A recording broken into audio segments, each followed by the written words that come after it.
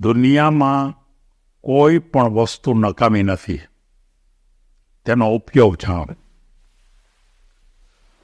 મિત્રો, આ વાર્તા છે એ બુદ્ધ ભગવાનના શિષ્ય આનંદના એક જીવન પ્રસંગ ઉપરની વાર્તા છે. આપણને ખબર છે કે બુદ્ધ ભગવાનના એક બહુ સારા શિષ્ય આનંદ, અને એ બુદ્ધ ભગવાનની સાથે જ હંમેશા હોય, અને એ પણ ધર્મના પ્રચારની ભૂમિકામાં એ વધારે સારું કામ કરતા.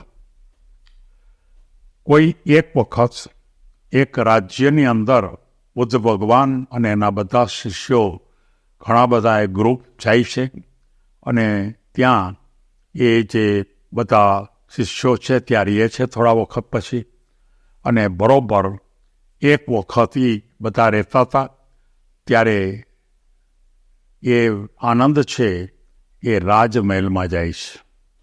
અને રાજમહેલમાં જઈ અને એમ કહે છે કે અમારા સાધુ સંતોને શિયાળો ખૂબ આવ્યો છે, ઠંડી પડે છે, સખત ઠંડી પડે છે, એટલે ઓઢવા માટેની જે બધી ચાદરો છે એ બધી ફાટી ગઈ છે.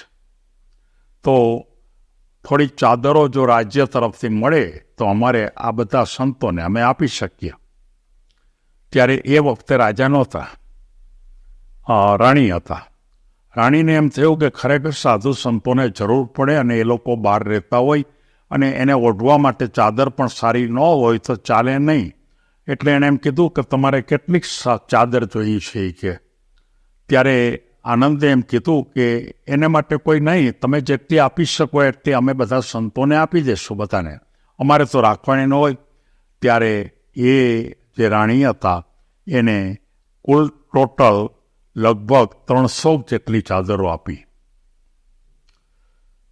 આનંદને એમ થયું કે બહુ સારું થયું, આપણે બધા સંતોને બધાને એક ચાદર આપશું, બધાને જેની પાસે નહીં હોય એને પણ ઓઢાડશું આપણે. અને એ 300 ચાદરની ભૂમિકા 2-4-5 એના જે સંતો હતા એને સાથે લઈ જઈ અને એ જતા હતા. ક્યાં બરોબર રાજા એને સામા મળે છે, અને રાજા એમ પૂછે છે કે તમે આ શું લઈ જાઓ છો? તો કે આ ચાદર અમે લઈ જઈએ છીએ, ને રાણીમાએ અમને આ ચાદર આપી છે, અને એ ચાદર અમારા સંતો હોય એ બધા સંતો પાસે ચાદરો સારી નથી, ફાટી ગઈ છે, એટલે અમે એ લઈ જઈએ છીએ. ત્યારે રાજાએ એને પ્રશ્ન પૂછ્યો કે તમે લઈ જાઓ છો સારી જ વાત છે કે કોઈ વાંધો નથી, પણ મારે તમને 1-2 પ્રશ્ન પૂછવા છે.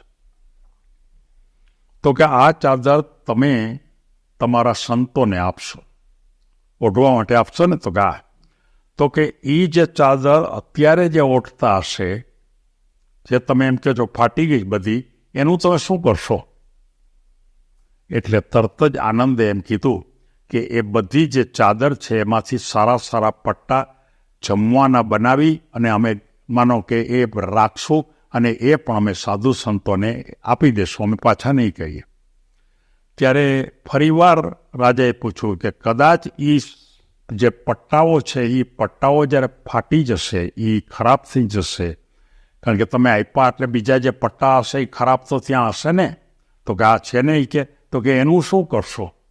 તો કે એ જે બધા પટ્ટા છે એમાંથી નાના ટુકડા કરી અને ખાસ કરીને જે રૂમાલ ટાઈપની વસ્તુ હોય એ પ્રકારે એનો ઉપયોગ કરશું. તો કે તમે અત્યારે રૂમાલ તો વાપરતા હશો ને? તો કે તો કે એ જે રૂમાલ ફાટેલા હશે એનું શું કરશો? ત્યારે એમ કીધું કે જે રૂમાલ ફાટેલા હશે એ બધા જ રૂમાલ છે એમાંથી અમે એનો પાવડર બનાવશું, અને એ પાવડરને ચૂના સાથે ભેગો કરી અને અમે કોઈ દિવાલોમાં કોઈ મકાન કોઈનું હોય એ મકાનના ઓલા ઉપર અમે એનું પ્લાસ્ટર કરશું. ત્યારે રાજાના મનમાં પ્રશ્ન થયો કે હવે તો કંઈ બાકી વધ્યું નહીં. સૌથી પહેલાં ચાદરના ટુકડા કરે એટલે બહુ મોટા જમવાના માનો પટ્ટા બનાવે.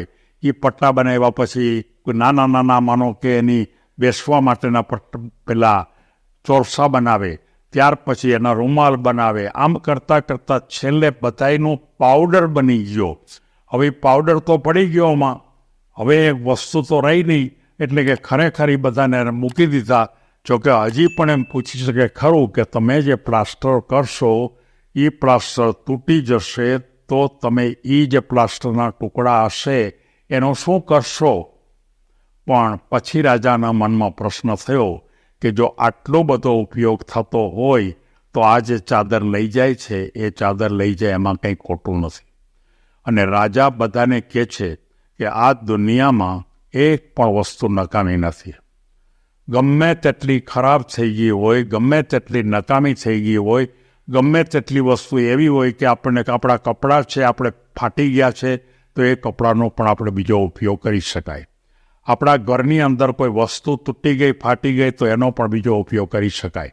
તમે આ ભૂમિકા ઉપર તમે જો બતાવો તો થઈ શકે એમ. ખરેખર તો જે રાજાએ કીધું ને એ આખું એક મેનેજમેન્ટનો ફોર્મ છે. આ મેનેજમેન્ટનો એક કન્સેપ્ટ છે. અમે જ્યારે મેનેજમેન્ટની તાલીમ આપવા જઈએ ત્યારે અમે એમ કહીએ કે તમારા ફેક્ટરીમાં તમારી વસ્તુના જે કાંઈ તમે નવી બનાવો એને માટે નકામી વસ્તુનો ઉપયોગ કરવાનું પણ હારોહાર તમે કરતા જાઓ. એકમાંથી બીજી વસ્તુ બનાવશો એટલે થોડીક બીજી નકામી આવશે, એમાંથી થોડોક ઉપયોગ કરશો એટલે ત્રીજી નકામી આવશે, અને છેલ્લે સુધી ઉપયોગ કરવાનો પ્રયત્ન કરો. એ એક મેનેજમેન્ટનો અને ઉદ્યોગનો એક બહુ મોટામાં મોટો પ્રકાર છે. અને એ આજે બુદ્ધ ભગવાનના શિષ્ય આનંદ હતા એના મારફત આપણે જાણવા માટેનો આ પ્રયત્ન કર્યો. મારે તમને એના અનુસંધાનમાં એક બે ઉદાહરણ પણ આપવા છે કે કેટલાક ઉદ્યોગપતિઓ આપણે જે પહેલાં ચૂલાની અંદર લાકડાથી આપણે રસોઈ કરતા ત્યારે એની જે રાખ આવતી, કોલસામાંથી જે રાખ થાય તો રાખમાંથી પણ કેટલીક વસ્તુ બનાવતા. કેટલીક નકામી વસ્તુમાંથી, દાખલા તરીકે તમે જો શેરડીના છોતા હોય તો એમાંથી પણ આપણે કેટલીક વસ્તુ બનાવે. કેટલાક ઉદ્યોગપતિ એનો વેપાર કરે. આપણે જે નાખી દઈએ એમાંથી પણ સારી વસ્તુ બની શકે. અને એ રીતે જે આખો એક એવા પ્રકારનો વ્યવસાય છે કે જે રિસાયકલિંગ, આના ઉપરથી આપણે એક વસ્તુ કહીએ કે આ દુનિયામાં રિસાયકલિંગનો વ્યવસાય બહુ મોટો છે. તમે કોઈ પણ વસ્તુ બનાવો ઇન્ડસ્ટ્રીઝમાં, એમાં પતરાના ટુકડા વધે તો એમાંથી બને. તમે કાગળ તમે બનાવતા હો અને કાગળની અંદર તમે કોઈ નોટબુક બનાવો કે કોઈ પુસ્તક બનાવો ત્યારે ફરતી જે પટ્ટીઓ વધે, આ પટ્ટીઓને પણ પાવડરના ફોર્મમાં રૂપાંતર કરી શકાય. આ એક સિદ્ધાંત છે. અને એ સિદ્ધાંત જો આપણે સમજીએ અથવા એ સિદ્ધાંતનો વિચાર આપણે બહુ ઊંડાઈથી કરીએ તો આપણા જીવનમાં પણ આપણે નકામી ફેંકી દેતી વસ્તુ કેટલી છે એનો ઉપયોગ પણ કઈ રીતે કરી શકાય, અથવા નાના માણસોને એના ઉદ્યોગ માટેની ભૂમિકા સમજાવીએ તો નાના માણસોને પણ આપણે પરોપકાર કર્યો એમ કહી શકાય. સૌને ધન્યવાદ.